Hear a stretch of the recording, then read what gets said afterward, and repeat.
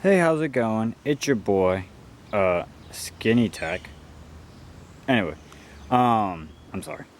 But today we're gonna be doing the master cylinder and the slave cylinder in the 1999 Saturn SL2. So I actually already did the job. I have over here the old one still. I was trying to edit the video and the frickin' one of the SD cards didn't read right. So I didn't have any of the footage from there, so I kind of got to re-record this, which sucks because I already did everything. Anywho, it is alright. Just want to get this out for you guys just so everybody else who has a car like this will know what to do. But it isn't that difficult. So our plan is our transmission is connected to the engine, obviously, but it's under all this stuff right here. So what we're going to have to remove is the AIRBOX, the air hose, the battery tray, and maybe a few other things that are in our way.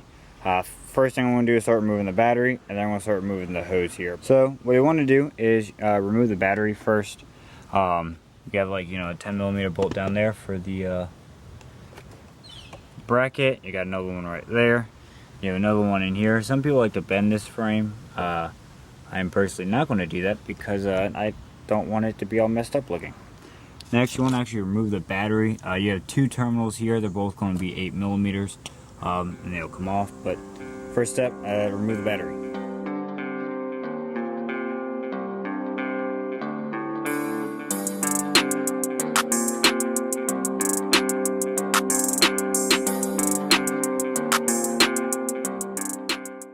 Alright, sweet. So after the battery comes out, you want to take off the AIRBOX and the hose there.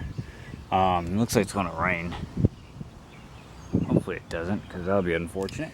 So, take out the air system right there. So we got a open throttle body.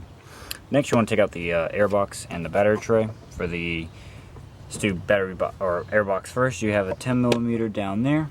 You have two 10mm right there. You're going to have to take off this. You can use a flathead screwdriver to pop that little clip out. And then there's a sensor right there which you want to remove also with a flathead screwdriver, a small one. When it comes to the battery tray, you got two 13mm bolts here.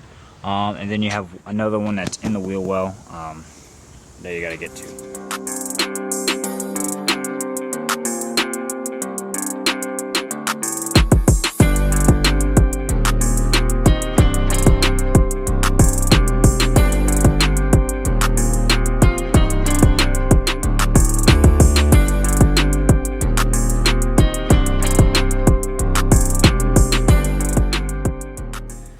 Okay, so one of the 13mm for the battery tray is right there. That's where the bolt was. After that, the battery tray came out. So we have the new part here. The part I used is a part from Rock Auto. I'll show you, or I'll put a link in the description down below. So if you want to get the exact part. So far, I had it in there for about a day. Master cylinder's in there. But I'm gonna show you how to remove this real quick. So you want to take out this and that. They're two 13mm screws. You want to take those out. It's starting to get really dark and spooky. Anywho, I removed the 13mm nuts right there. So this thing right here, it's a little metal piece. Normally it comes right out. It has a metal piece on it. And then this part right here, you want to turn it like a third and push it in, twist it like about a third, and pops out. It's really hard to do. I'm not going to do it with one hand, but that's how that part will come out. And then the master clutch cylinder, after you get the clip from inside, which I'll show you how to do in a minute, you want to turn this a quarter clockwise and it'll come right out effortlessly. And then you just want to take it out. If you have ABS, these brake lines will be in your way for sure. It is possible to get around it. It is just kind of cumbersome. A tip for what I have is when you're putting it back in, the slave cylinder, you want to put that in first, but you want to put it down underneath the brake lines, underneath the battery cables, and put it in here first, and then push in the master cylinder, and then connect the slave cylinder. That's the way I got it. After like 90 tries, that was the way I figured out how to do it the quickest. So I'm going to start putting everything back together because it is about to start to rain. But that is how you remove that and replace it. I'm going to show you in a second how to get the clip out from the clutch. So this is really hard to record this, so hopefully it's good. But here's the clip you have to take off. I'm not going to retake it off again because it was kind of a pain. But this top part here, you just have to pick that up for this to slide down a little bit, the bottom part, for it to come off. Once it comes off, the master cylinder and the clutch are like free. They'll just be moved around. But you do have to take that top part up for it to slide out.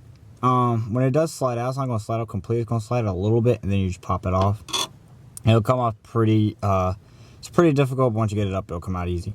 When you're putting it on, it's kind of the same thing in reverse. You want to put that bottom part on and then slide it, but you have to pick up this piece on the top, pick it up, and then slide it on for it to grab back down, for it to hold again.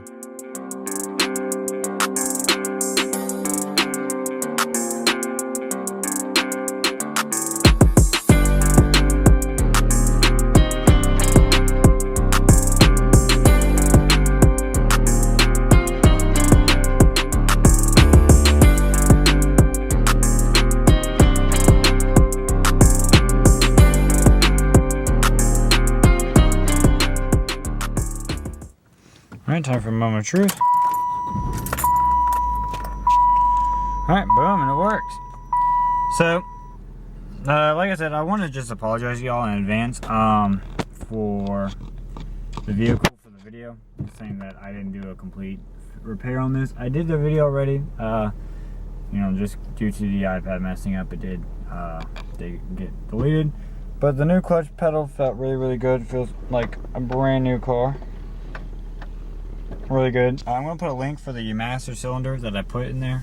Yeah, next week though, we're going to have a good video for y'all. A video that's going to be super enjoyable, so stay tuned to that. It's going to be nothing to do with cars, but something that I need to learn. So hopefully you guys stay tuned for that next week. But just for this week, that is how you repair a master clutch, slave cylinder, whatever. If you guys have any questions at all about how to do this repair, if you explain something in better detail, I can. So, thank you all for staying tuned. Sorry for the bad video. Next week we'll have a better one for you for sure. Alright, see ya.